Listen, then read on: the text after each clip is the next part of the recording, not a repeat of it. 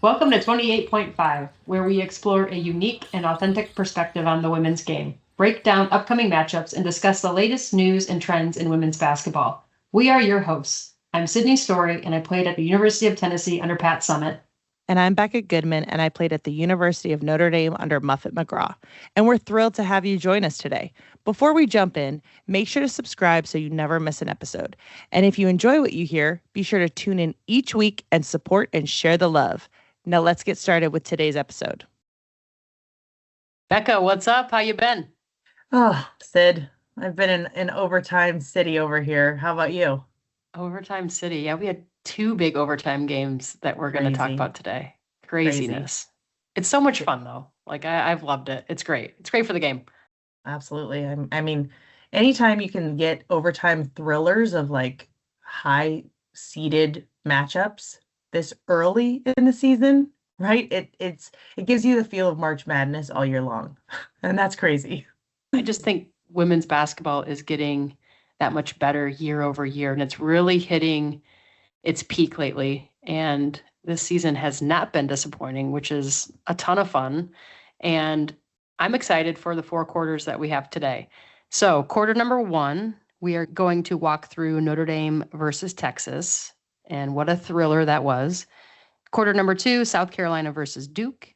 Quarter number three, LSU versus Stanford. And then the fourth quarter, which I think is going to be a little bit of fun, we're going to highlight two showdowns from the Saturday night Fox primetime Hoops Women's Champions Classic. Wow, that was a mouthful, but it was the inaugural event. So we're going to go ahead and highlight that one. And then we've got a quick overtime today, which I think will also be fun. So I'm going to turn it over to you, Becca, and let's get going with quarter number one. Quarter number one. Well, as I mentioned to you guys all last recording, I'm either going to be in a really good mood or a really bad mood and be stressed out, but I have good news to share. Notre Dame did beat Texas in overtime by a score of 80-70. These are two juggernauts. We have Texas and ND both highly ranked, coming in, playing at Notre Dame. They're very familiar. Hannah Hidalgo and Madison Booker are phenoms for each team. You know, they played McDonald's All-American together. They played USA basketball together. So we knew it was going to be a good one from the jump. First quarter starts, really, really high tempo, ton of energy. The Purcell Pavilion was rocking. A lot of energy there. Hannah is normally her Hannah self, running all over the place. She has 19 points the first half. Anytime you get Hannah rocking and rolling early, you know it's going to be you're in a good flow, right? So they're up pressuring, they're in the face, they're causing a lot of turnovers. And at halftime, Sid, Notre Dame was up points in the paint 20-4, which I honestly thought was a bit shocking just because our post player, Kate Caval, super young freshman learning on the fly. We don't really have a bench when we bring in post players. And honestly, Texas's post, they're just more experienced. For, Oldacre, we're going to talk about her a bit. She came in, had a great game off the bench, but she was really their post presence, right? Holly for Texas, their 3-point shooting threat. She was keeping them in the game there.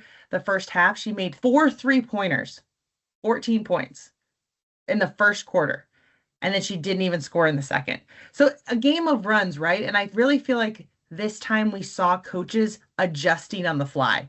It was very much, it's a battle. You take a hit, I'm going to hit you back. I'm dodging, I'm faking. So Notre Dame's up 5 at halftime. Come in. We kind of have these droughts that, teams go on droughts, whether it's, Texas isn't scoring or ND is. But Notre Dame went on a 3-minute stretch in the middle of the third where we didn't score any points. And that can make or break, especially against a really good team. Then Notre Dame goes on an 8-0 run. So then we're up 5 after the third, right? And Jones from Texas took a hard hit on her back. She's kind of their post player that comes in, provides a lot of experience, knowledge. She's kind of steadfast. Took a bad spill on her back that she tried to play through, come back in, came out. And girl, I feel you because I've had back issues and it's the absolute worst. So props for trying to continue to come in. And I think that might have just thrown Texas off a bit with what they were comfortable doing, and they had to go to Oldacre. And Notre Dame was really in that 2-3 zone where we were having Hannah and Liv fly around, causing all sorts of problems. And anytime the ball got inside, we had them digging down. A couple times you saw we would miss that maybe, but I literally read Neil's lips where she said, "Liv, that's you. You got to dig down." So that was the game plan, whether it was from the top guard coming down or the wing coming over. Anytime the ball got inside, we were trying to throw multiple people at them just to cause turnovers, steals, or not for them to be able to throw it back out for a 3-point shooter. They're trapping, they're doing short corner traps, they're trying to get them on the wing and trapping as well. Oldacre, like I said, an absolute body for Texas, and they needed it, right? So it was great to kind of have somebody cause attention that was taken off of Booker. Obviously, we know Booker is the go-to. She's the big name for Texas, but she comes in the third quarter and had 5 quick points, and then we kind of had to pivot. So I thought we did a really good job on handling their changes and then combating them with our own. Texas had 18 turnovers with 7 minutes left in the fourth. That's just telling you how much pressure Notre Dame was providing. It's not like Notre Dame has a short bench. We're not going to full court press. We don't have that ability as of yet, but we do have Liv and Hannah who are just absolute gamers, right? They're going to come and be that fly on the wall that, whether you're dribbling to the wing and say you get your defense jumps over and you want to do a spin move back the opposite way, then Liv's there. You know what I mean? They just did a really good job. Texas is number 2 in offensive rebound percentage in the nation, and they had 10 the first half. So that was, again, highlight of something we had to change. Booker just so smooth. She had 20 with 4 minutes left in the fourth. At this point, Hannah had 25. And guys, this is where it gets pretty interesting. Harmon, who also had a really great game for Texas, she hit a jumper to tie it at 66 with 7.7 seconds left. And the best part about this is a lot of times college players, when, you call a timeout and you're running a play to win the game, pretty much it's you either win or you go to overtime, right? So there's not much pressure on you, but you want to get the win. You want it to be, I won the game. They came out of that timeout and Liv is just clapping her hands. Hannah's clapping her hands, smiling, laughing almost. And that's just Hannah's personality. She loves when it's time to shine. So you didn't know if it was going to go to Liv or Hannah, but Liv takes it off the drive, makes a really tough right-handed layup. So we're up 2 at that point. And for the life of me, I don't know why we were probably just full court pressing to slow him down a bit, but then Texas brings the ball in and we get a foul. They go down, they hit 2 free throws, we're tied again. Then we call timeout to advance it to our side of the court. There's 1 second left, right? Take the ball, we have another play. Hannah has a nice open look. I think something happened with the Texas guards. Somebody slipped, somebody fell, but Hannah had a nice open look for a 3-pointer and missed the shot. Headed into overtime. Great game so far. Everybody's pumped, still running with it. Foul trouble was kind of on on Texas's side there because Notre Dame had a couple folks, Miles, King, and Caval, all playing with 4 fouls. By overtime, there were 10 ties and 7 lead changes during this game. That's how much of a battle this was. Oldacre, again, for Texas inside, was just trying to duck in, hold, screen middle, get shots up. Booker absolutely looked tired at this point in overtime. Her shots weren't really falling. They were a little short. And Notre Dame just balled. I mean, Hannah came down, pulls a 3. Liv then comes down, drives and kicks it to Sonia, and she pulls a 3. Bucket. It was rolling for Notre Dame for sure. And I know I'm a little long-winded, but Notre Dame ended up going on a 12-0 run to end the overtime. So Texas only was able to score 2 points and Notre Dame was able to score 12. So final score there was 80-70. This box score pretty much speaks for itself. I'm just going to go real quick. Points in the paint. Texas was able to even it up a bit. They had 24, where Notre Dame had 34. Turnovers, Texas had 23. Notre Dame had 17. But I think the real difference maker in this game, people are going to get their points, but Notre Dame had 16 steals. So that right there, that's the ball game. I think in my mind, the pressure that we applied, the defensive mindset that we had, it really just changed the game. And Notre Dame shooting across the board was off the charts. From the field, they were 44%. From 3, they were 47%. And from the free throw line, they were 94%. All right. It was a great game. I know I said a lot. I was really pumped about this one. Sid, what'd you think? Great showing for both teams, I thought. The 2 big things that I wrote down, and you hit the first one, to me, the key of the game was that zone defense that Notre Dame went into. I wasn't necessarily expecting that for the full game, but they played that zone defense, that 2-3. And to me, sometimes you hear about, oh, a team's in a zone the whole game, and like that seems almost like a weakness or like a softer approach, but not when you have Hannah Hidalgo and Olivia Miles and Sonia Citron also, right? You've got three. I'm going to throw her in that mix, not just those two with Olivia Miles and Hannah Hidalgo. You've got Sonia Citron also. So you've got three phenomenal guards who play great defense. So the way that Niel has them playing in that zone is they are all over the place. It's not a, let me step back and sit back in the zone and conserve some energy and try to pack it in and make the team work the ball and hit us from the 3 ball. No, it's like they're still getting up and applying pressure like it's a man-to-man, but now they're throwing traps at it and they're rotating. To me, I thought that was a heck of a game plan. And honestly, for a lot of these good teams, if Notre Dame throws that zone and is capable of switching into that man also, to be able to do both is going to be a deadly weapon, I think, for Niel and the Irish this year, no matter who they play, which is pretty exciting to see. That was a big thing for me. And you nailed it. You also mentioned their zone was on point, and it was, and it really disrupted the inside game for Texas. The other thing for me was just the fact that Vic Schaefer for Texas puts this game on his schedule. I think it's an awesome road game earlier in the season for his Texas team to play. It just ages you a little bit for some of those players in a good way. And Notre Dame, I've had to play Notre Dame on the road. It's a tough environment to play in. The fans are into it. And I thought that Texas came in and really handled that pretty well. Notre Dame really has that 6-man compared to a lot of those other schools.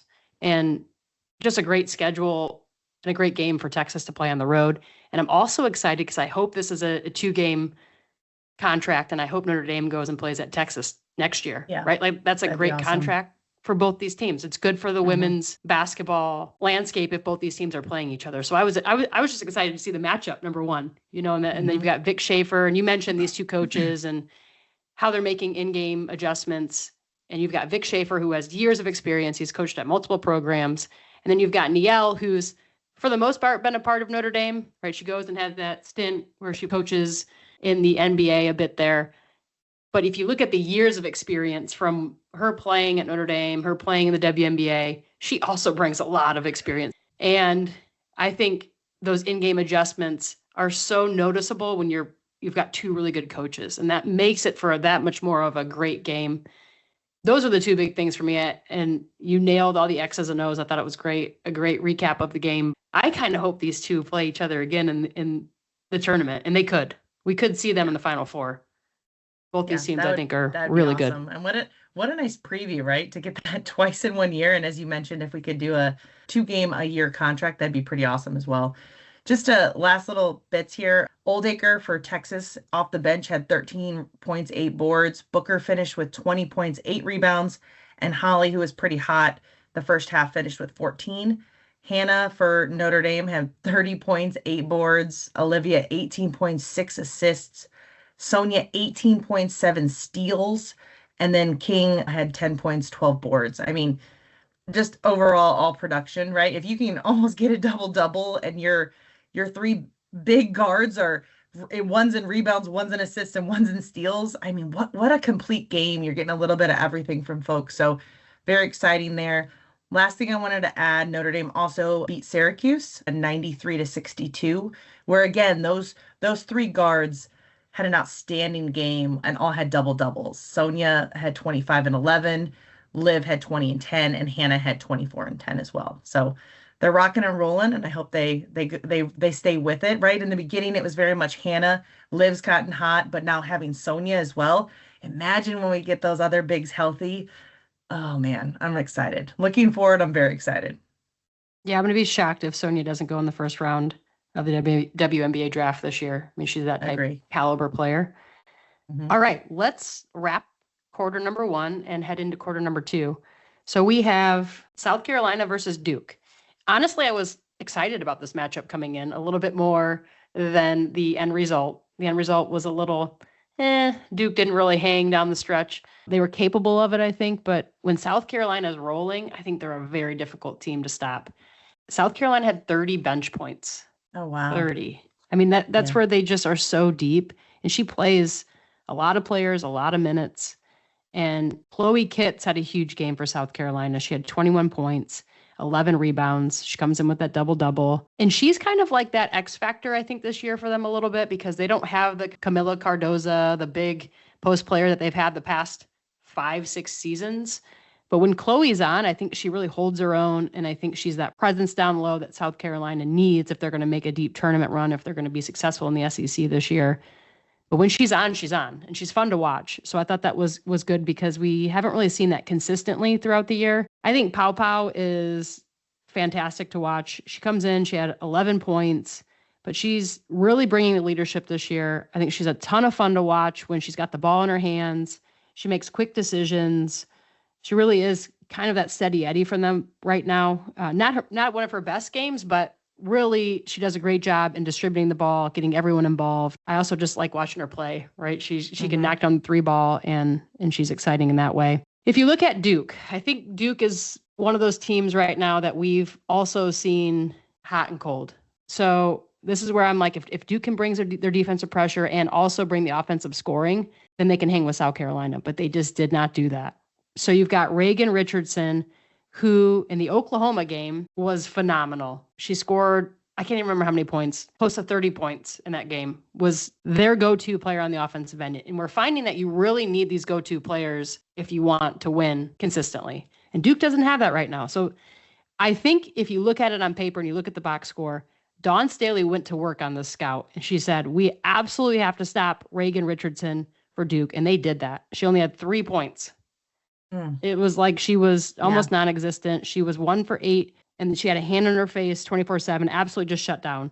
And that's a big deal for Duke. When you shut down Reagan, you shut down your pipeline for scoring.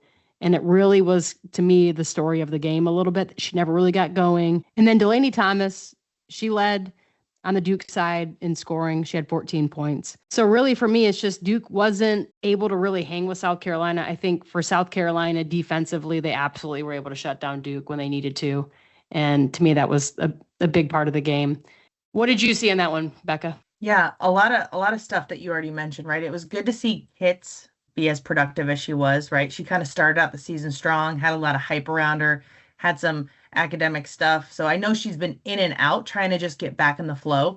So it's great to see her show up. This was a big matchup, right? And when you give South Carolina, I feel like, right, Dawn Staley, if you give her enough time to really dig into a scout, she's going to hold her players accountable and be disciplined. That's the thing, right? There's so many teams, and I know we've mentioned this before, where you're working on plays of teams in practice weeks in advance that you might not even know, but that's just how the coaches are planning, where we could work on our 2-3 zone and then have the Boy Scout team run this play because that's what somebody runs two games down the road, but you're already practicing against it. So you give Dawn Staley any amount of time to kind of dig in, and this being a big game, right? Duke's kind of on the up and up.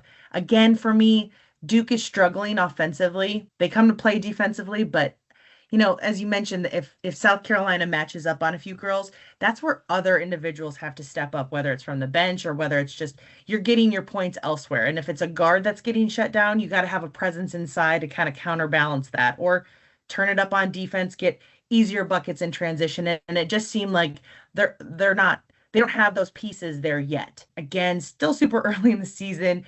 Kara Lawson, amazing coaches. These are 2 awesome coaches. We just talked about the first quarter, right? We had 2 vets there as well and an experience. It's the exact same here with the South Carolina versus Duke game. So it was great to see. I think there's going to be a ton of pieces that these coaches can learn from and go forward. To have such a matchup like this early on in the season, it's only going to help both teams.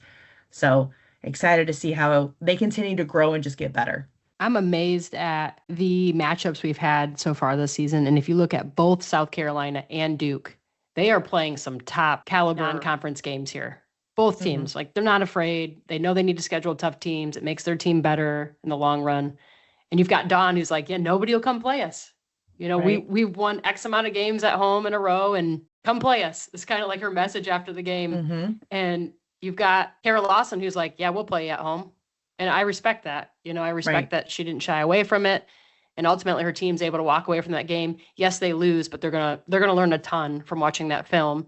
And that's what it takes to hang with the top tier teams in the country right now. And I think Kara's trying to expose her team to that and show them that, hey, you can hang with these teams and beat some of them early in the season, which is huge. You can hang with them and maybe lose or win, but we're going to learn from it, get better at what those things are, and it's only going to help us get better. So completely agree with you. I think we're good to jump to our third quarter here. So our third quarter, we have another overtime thriller. I guess you can call me OT today, where LSU beat Stanford by a score of 94-88. LSU is 10-0 right now, really rocking and rolling. Stanford is 7-2. This is really the second real test of the season for LSU. I know we've talked about this before. We haven't been able to highlight a lot of their games. They're kind of playing, as we've mentioned, Duke, South Carolina, Notre Dame, they're playing these juggernaut teams early on in the season.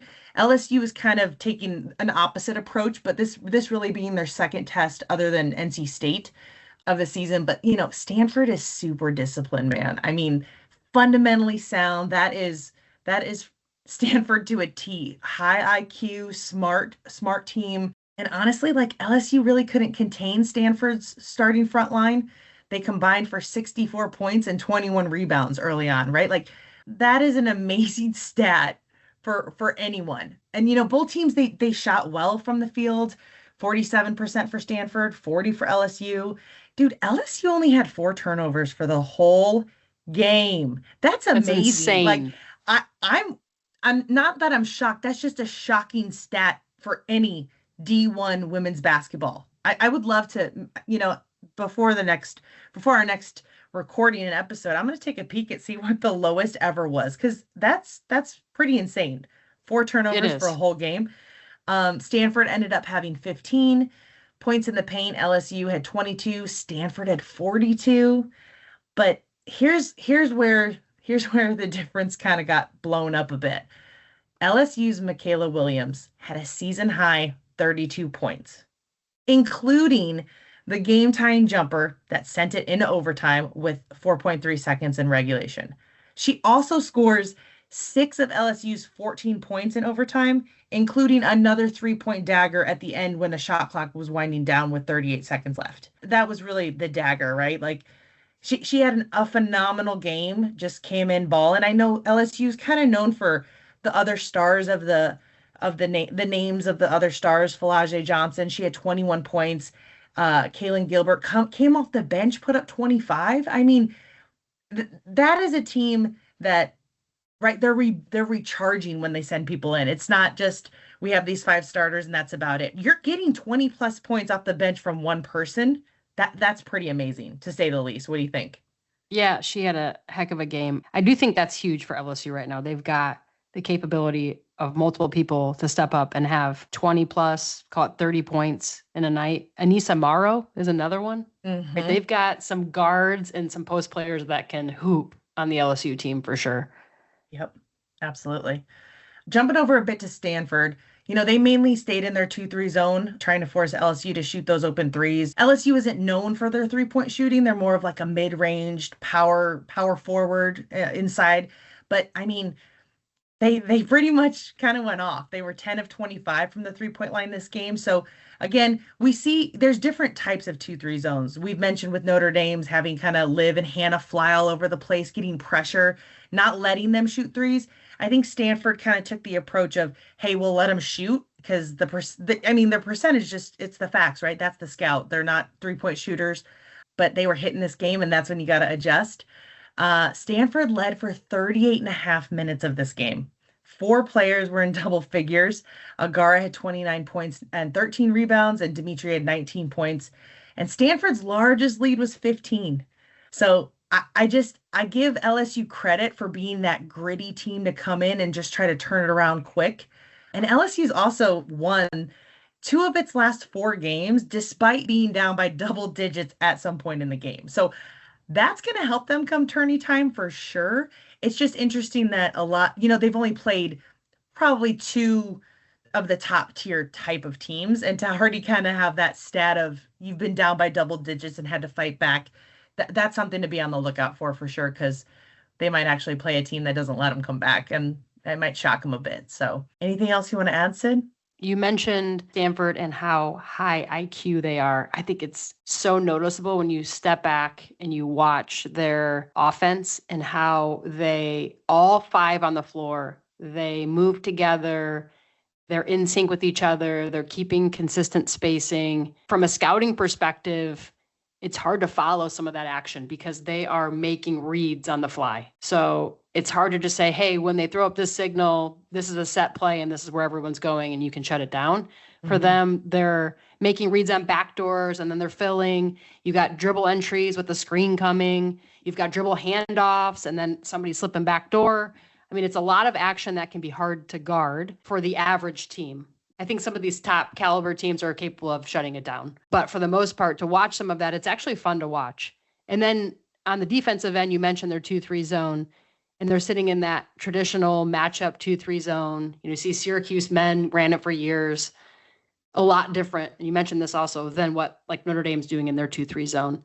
I just think that they're very textbook in a lot of the things that they do, and the discipline is there, the IQ is there to do it. It's just a completely different style than LSU. And so that was interesting to me, is to watch the two different styles on the court, where you've got more of the flash, more of the run and gun type with Flage and Anissa Morrow, and what LSU brings on the Kim Mulkey side. Two styles clashing was a little bit interesting.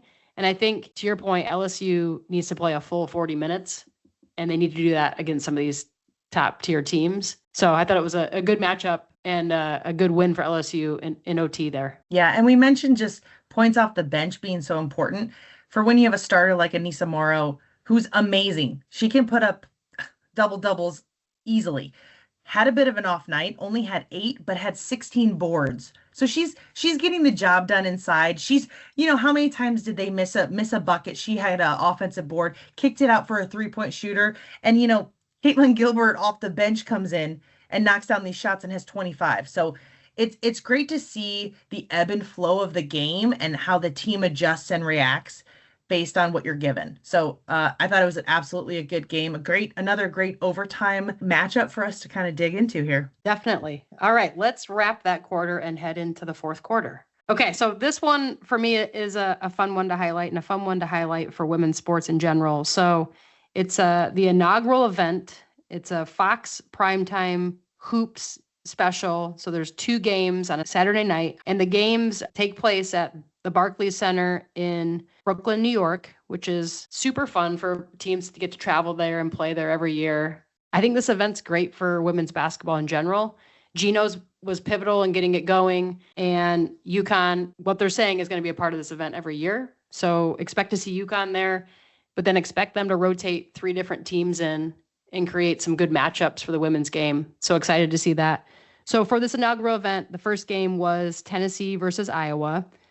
Going to spend some time into this one and then hand it over to Becca for the Louisville versus UConn game, which was game 2 of the night. Tennessee, Iowa was a lot closer down the stretch than what the final score ended up being. Final score 78-68. The Lady Vols win this one versus the Hawkeyes. It was a really good game, and I think a lot of us who have been following the Lady Vols were interested to see how the style that Kim Caldwell and the Lady Vols and what they bring, how that could hang and how that would match up against Iowa. And honestly, I thought that they, again, stuck to their game plan, stuck to their style of play, and it really paid off for them. They jumped on it early, and they were in passing lanes. They were bringing their full court defense, making Iowa play faster than they probably have played all season. I thought Tennessee really brought that defensive pressure and disrupted Iowa from the very get-go. And that forced a lot of turnovers on the Iowa side. We'll get into that in a little bit. But those steals early on allowed Tennessee to stay in this one because they also lean on the 3-point shooting, and they only shot 2 for 16 in the first half for threes. They shot 16 threes in the first half and only made 2 of them. So they really had to rely a lot on their defense, on those quick steals, on those conversion into points to stay in this one and ultimately to help them win this one. So if you look at the stat line, points off for turnovers for the entire game, Tennessee had 42 points versus Iowa's 4 points off of turnovers. That's exactly what Tennessee is trying to do, is convert off of steals on the defensive end and get buckets off of it. So I thought that was something that Tennessee has been known to do in this new style, and they really stuck to it against Iowa there.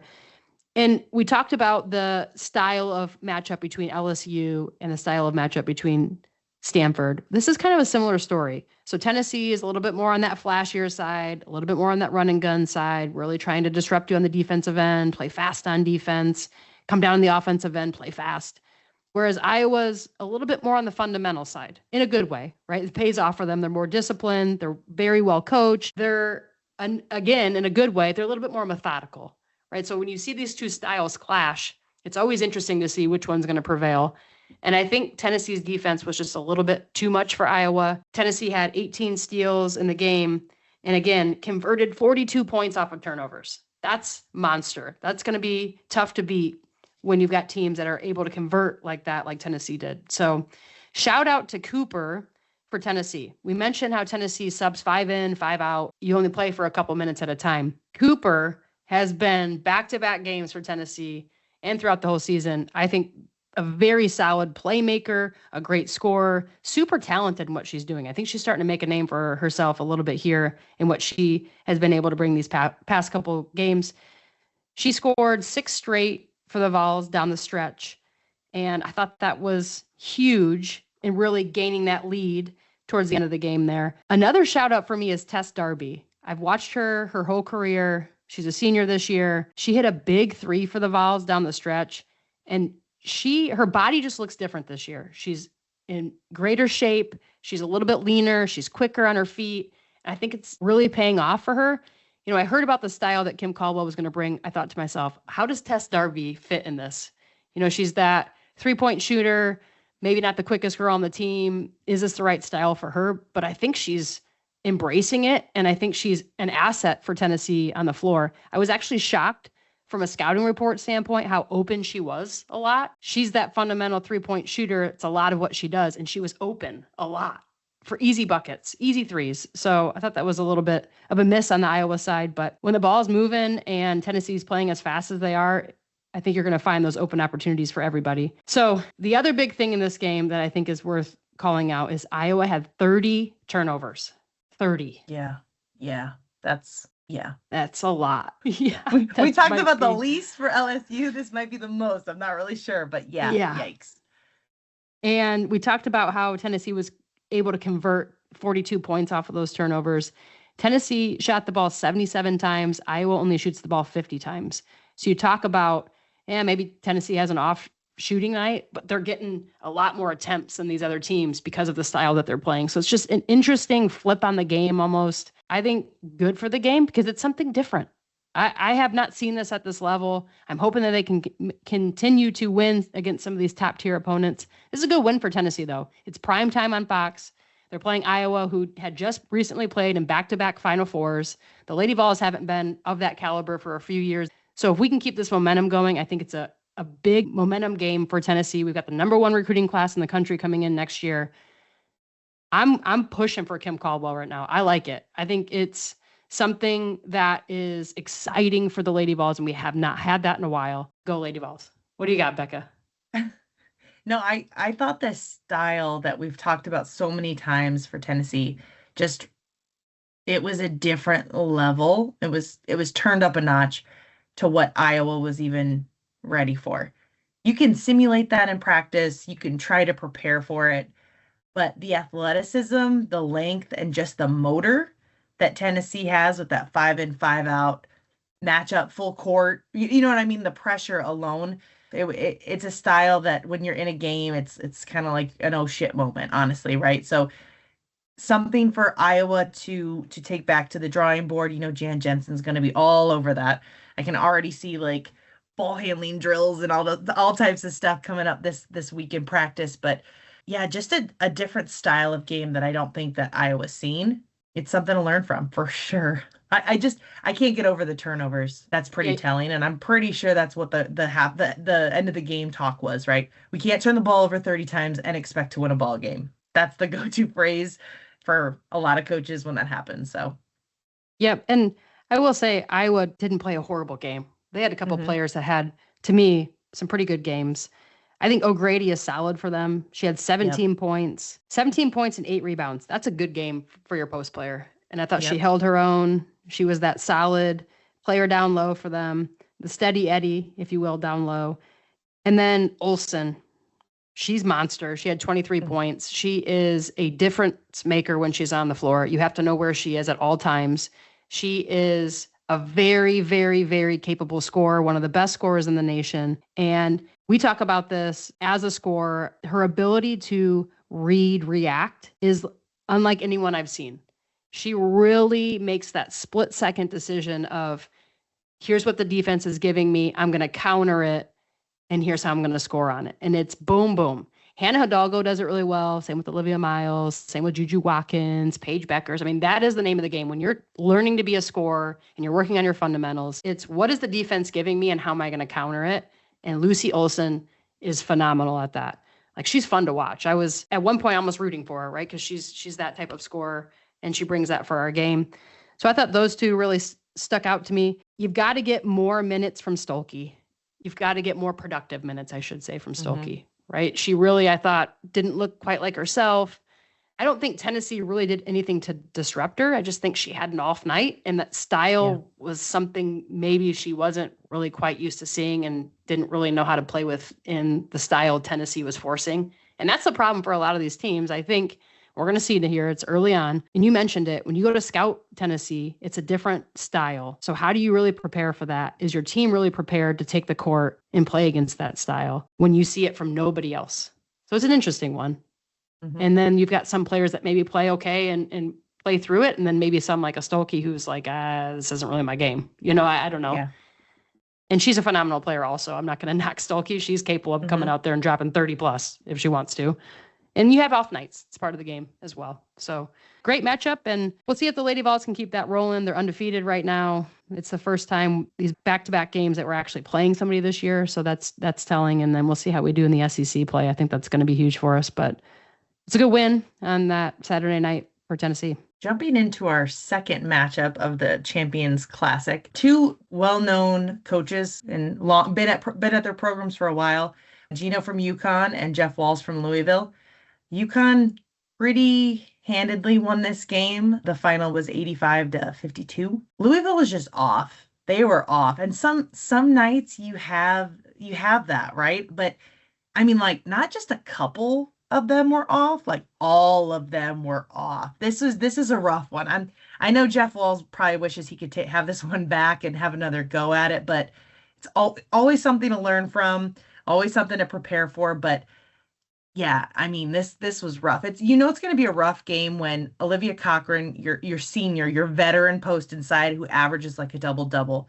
She only had 7 points and 3 boards, and she only played 16 minutes. And it wasn't that she was in foul trouble. She finished the game with 3. It was just off. The style, the flow, everything, right? Like when I go through these numbers, you'll hear it and you'll be like, yeah, how do you go against a UConn or anyone, right? Louisville shot 25% from the field. They were 16 of 62.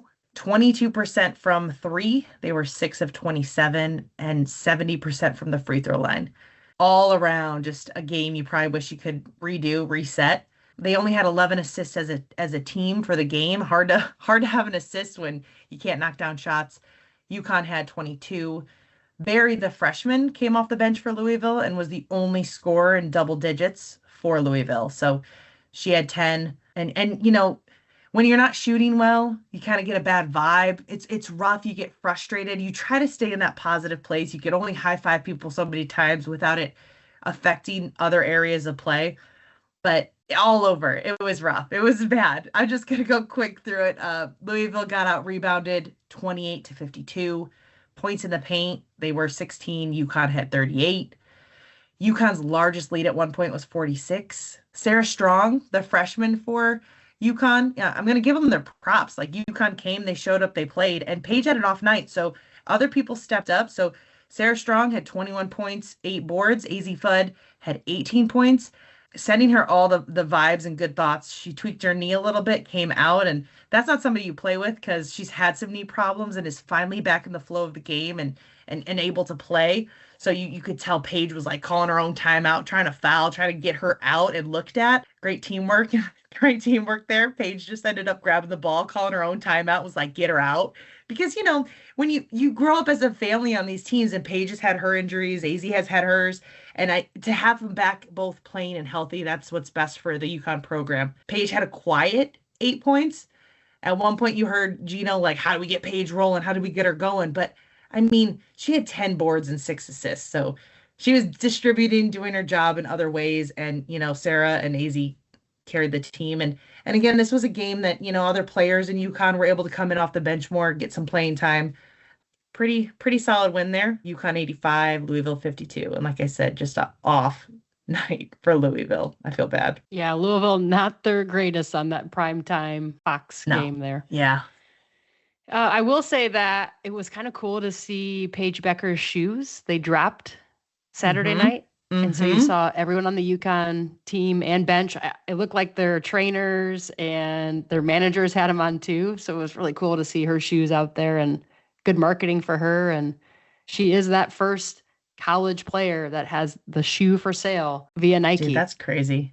Could you imagine it's your shoe and you just like pimp out your whole team and like the coaches and like anybody could probably have that shoe if they wanted to at UConn and just sport it. I mean, the practice players probably get it. Like, what a good, I mean, that's something you see only high level professionals get, whether it's in the NBA or WNBA. So super exciting for her, and what a great experience. I mean, crap, I would love to be on a team, but someone's like, oh, these are my shoes. Right. How cool. Okay, let's Absolutely. jump to our overtime. You want to take us into the first game we want to highlight there? Yeah, I'm sticking with all overtimeness because that's how I'm rocking and rolling here. So just some quick game updates. We're not going to dig in too much here, but we did have another upset. Ole Miss lost to NC State, 61-68. NC State's kind of been, they were a Final Four team last year, had some good games, had some bad games, trying to find their balance and just overall consistency and identity. I feel Ole Miss is that team that kind of brings it hardcore on the defensive end. NC State got the upset this time. Zoe Brooks for NC State had 19 points. At one point, though, like NC State had a 17-point lead in this game. These leads come and go like a leaf is blowing. It's insane. But that lead was cut to within two a couple times in the remaining minutes. Brooks got an unsportsmanlike tech that, played into it earlier in the fourth that helped Ole Miss get within three. But then Brooks, gets her 2 free throws and with 23 seconds left, put NC up by 5. So game over. Good win for NC State. Just a tale of runs there. I mean, it's just absolutely crazy how these teams are able to come back and bounce back from these huge leads. What'd you think, Sid? Yeah, I root a lot for Ole Miss this year. I just think Coach Yo is awesome. And I think that they're bringing a fun style on the defensive end. To your point, NC State's been really up and down this year. So I thought it was a good win for them because I do think Ole Miss is pretty good, right? They're ranked 18th heading into this game, and it's no slouch of an opponent. So to see NC State come on top for this one, I thought that was a good win for them. Completely agree. Last one, just to highlight, number 12, Ohio State beat the 21st ranked Illinois 83-74. Ohio State's McMahon had 25 points and Illinois' leading scorer Bryant had 22. So Ohio State able to take care of business and hold off the 24 seed there. Yeah, good win for Ohio State. I think Cody is the X factor for Ohio State there. Another style of play where Kevin McGuff at Ohio State likes to get up and pressure, likes to run that full court press quite a bit. I think Ohio State is, even from the previous seasons and including now, one of those teams that you really got to prepare for. It's great to see Illinois in the top 25. I hope this loss doesn't drop them back too much. I don't think it will, since Ohio State was ranked above them. Big Ten play here already, which seems crazy. A good win for the Buckeyes. All right, let's head into our upcoming games to watch this week. We have two really good ones. So Iowa State plays Iowa on Wednesday. Huge in-state rivalry game. When you talk some of these rivalry games across the country, how much do the Hawkeyes want to show their dominance in the state of Iowa? And then how much does Iowa State just like not want to let it happen? It's just like one of these things where these two teams just battle. And in this case, in women's basketball right now, both these teams are really good. Both these teams have high caliber players, have stars on their team. They're teams that are followed by fans right now. And I just think it's a great matchup across the board. So I think Wednesday night's game is going to be a big one in the state of Iowa. For sure. It's interesting as these teams they found their way almost back to the middle, right? Iowa State was top 10, had some losses, had some close games. Now they're 20. Iowa was out of the top 25, had some key wins, did take that L versus Tennessee, and now they're kind of back in that top 25 towards the end, that mix there. I'm really interested to see how Audie Crooks versus Addison O'Grady and Hannah Stolke, how that showdown goes. And then from the guard perspective, right? Addie Brown is kind of a stretch four, right? She can handle it. She can knock down shots, putting up good points for them. And then to see her kind of it's not an equalized matchup, but her versus Lucy Olson from Iowa, I think it's just going to be an all-out showdown. Excited to watch it and see what the outcome is. Yeah, I think this is a big one. Emily Ryan, the assist queen over at Iowa State. Like there's some players on both sides that from a scout perspective, you got to figure out how to shut down. I think Lucy Olson goes off in this game. I think she knows how important this game is for the Hawkeye fan base, how important it is for just the overall rivalry. And I would love to see her drop like 40. Wouldn't that be cool? I mean, she's capable of it. And I'm not going to knock, I don't mean to knock, but Iowa State has had many games where people have put up 35 to 40. So I'm with you. It's completely possible, especially coming off that game with Tennessee where it was turnover city for them. I think they want to right the ship and put up 30, somebody get a 30 piece or 40 to make up for that. Yeah, the Hawkeyes are getting better in practice this week. Absolutely. Ooh, yeah. Jan Jensen is on them. And the second game that we want to highlight this week is the UConn versus Notre Dame game, Thursday night in South Bend, a rivalry period in women's basketball. So my big question for you, Becca, is how does Notre Dame match up to UConn and vice versa? How does UConn prep and match up to play Notre Dame? What does that look like in your mind? Yeah, so I think I think Notre Dame will stick to their zone, right? It was cooking and rolling with them. We both have young freshman post players in Sarah Strong versus Kate Cavall.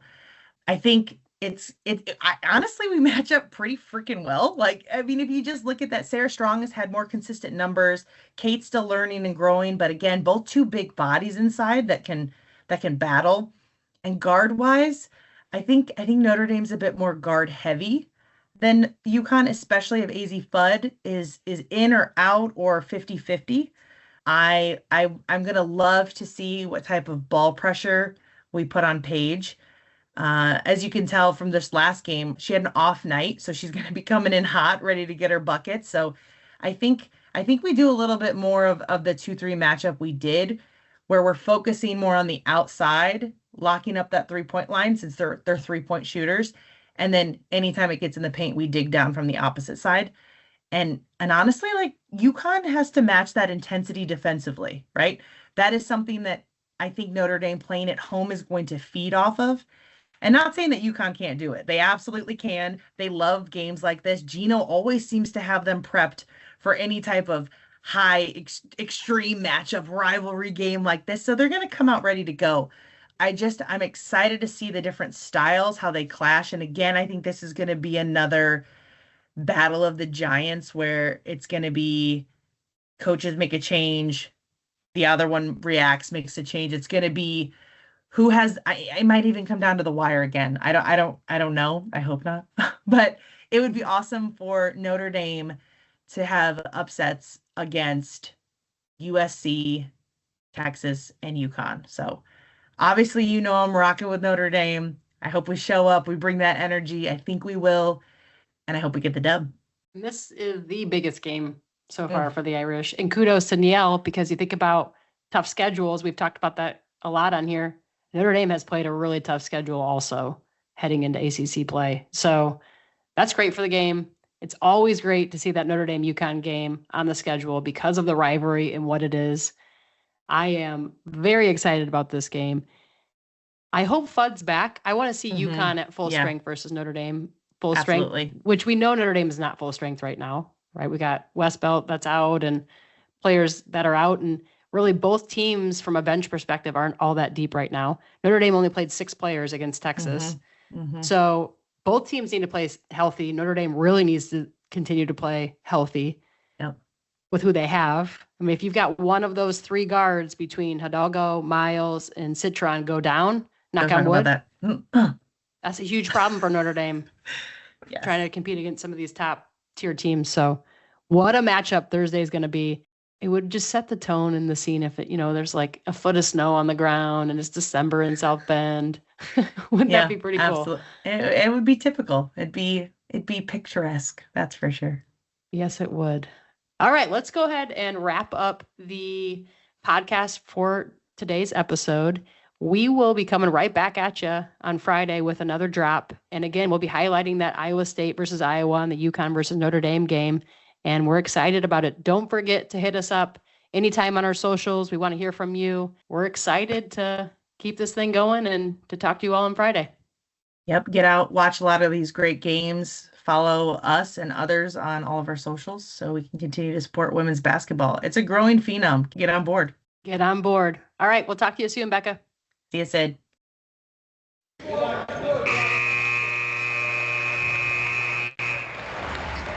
That's the 28.5 final buzzer for today's episode. Don't forget to hit follow on your preferred podcast platforms to catch every play-by-play. New episodes drop each week throughout the season. If you've enjoyed our courtside chat, drop us a review or follow us on our social media accounts. And remember, from females who have played the game, the size of the ball matters.